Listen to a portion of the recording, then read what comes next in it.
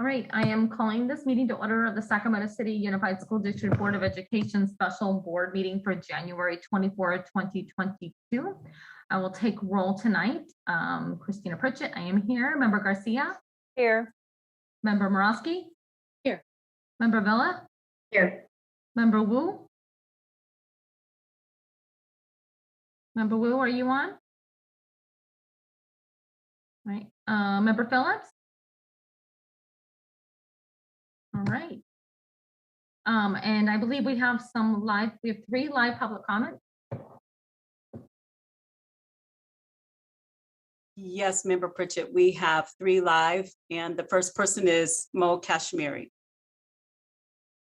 Good evening, Mo.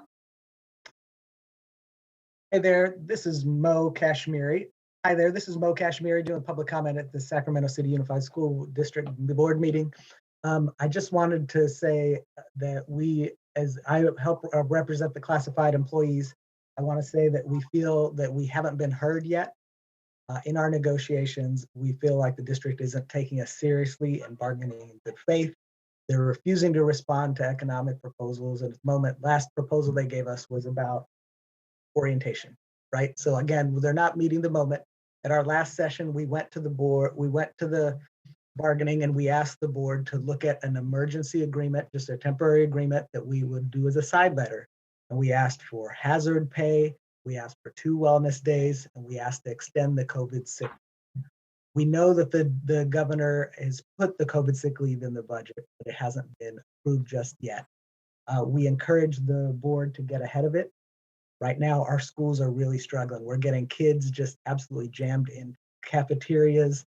We don't have enough subs. We don't have enough teachers. We don't have enough custodians. We don't have bus drivers, and it's impacting every area of our work. We need this board to really make a difference and try to act differently.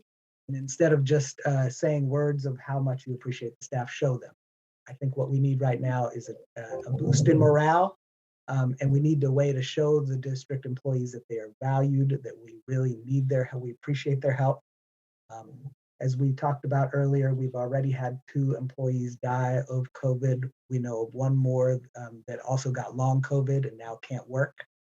And this is a serious thing. So we are asking this board to look at the side letter we talked about. We don't have to wait until the end of bargaining. This is something that the board could do immediately. And draft something up and get some signatures. All we need is you, the board, to direct the superintendent to do the right thing and help support our classified staff, often who are working in poverty, working 2 or 3 jobs. They need a living wage, and they need to be shown that they matter, because without them, the schools won't run. Thanks. Thank you, Mo. Next speaker. Speaker is Ingrid Hutchins. Good evening. I'm speaking to you tonight based on my very limited knowledge of the purpose of tonight's special meeting. Please excuse me if my comments don't match what you'll be discussing. Since the items on the agenda included possibly discussing negotiations, I'd like to remind you that our district is currently experiencing a severe staffing shortage. It's time for the district to start negotiating with the intent of retaining and recruiting employees at the forefront. That's not going to happen when the district's bargaining team is determined to stick with proposals written years ago rather than negotiating in the present.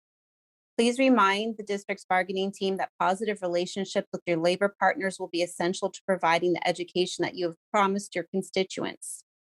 And on a second note, I want to also kind of piggyback on what Mo said. We are in desperate need of COVID leave at this time. I've had many teachers reaching out to me and saying that they've used up their sick leave. It's going to really start making a lot of our teachers, and I'm sure other staff members, start to reconsider whether or not they can come back next year when they know that they won't be able to afford to. Thank you. Thank you, Ingrid. Next speaker. Our final speaker is Terence Gladney. Good evening, Terence. Good evening, everybody. Happy Monday. I didn't find out that there was an emergency meeting until earlier today when I was looking on Facebook. But what's ironic to me is that this is an emergency meeting, but there's literally 0 items on the agenda that directly impact our kids. The real emergency is that I go to Cabrillo this morning and the first 4 adults that I see are people I do not recognize because they're not parents or staff or longtime people that are part of the community. The real emergency is that as a provider of Men's Leadership Academy at 2 school sites, I have single-digit attendance because those impacted students, the targeted students that we're going after aren't there because they've been infected or exposed. And I know that you guys are gung-ho about the impact of the previous learning loss, but what about the current learning loss where kids are home, away from school, and they're getting packets that, in the case of some independent studies, doesn't even actually align to in-class curriculum if they're on short-term independent studies.